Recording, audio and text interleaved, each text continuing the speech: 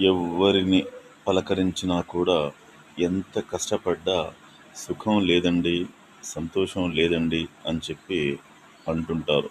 చాలా సందర్భాల్లో మనం ఈ పదాన్ని వింటుంటాం.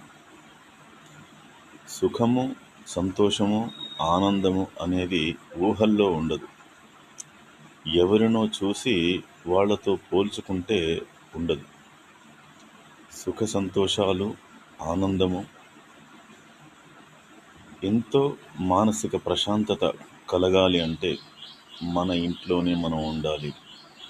మనకు ఏ పనైతే వస్తుందో, మన వ్యాపారం ఏదైతే ఉంటుందో, మన వృత్తి ఏదైతే ఉంటుందో, మన ఉద్యోగం ఏదైతే ఉంటుందో వీటిని ధర్మంగా ఆచరిస్తూ జీవించాలి.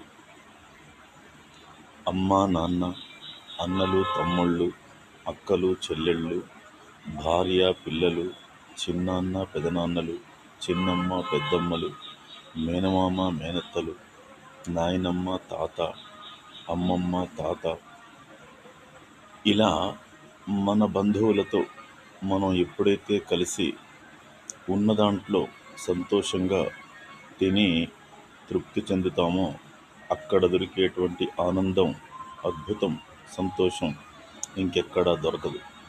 అయినప్పటికీ కూడా మానవుడు ఇంకొకటి ఆలోచించాలి. వృధాగా ఖర్చులు పెట్టడం బాగా నేర్చుకుంటున్నారు. అది మానేయాలి.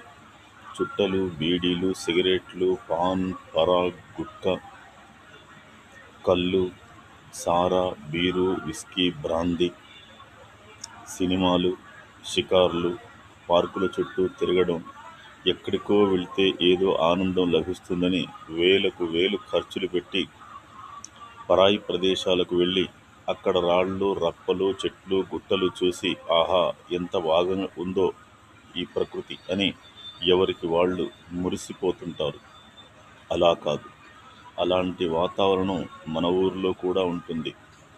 మనకు అందుబాటులో అలాంటి వాతావరణం ఉన్నటువంటి ప్రదేశాలు ఎన్నో ఉంటాయి.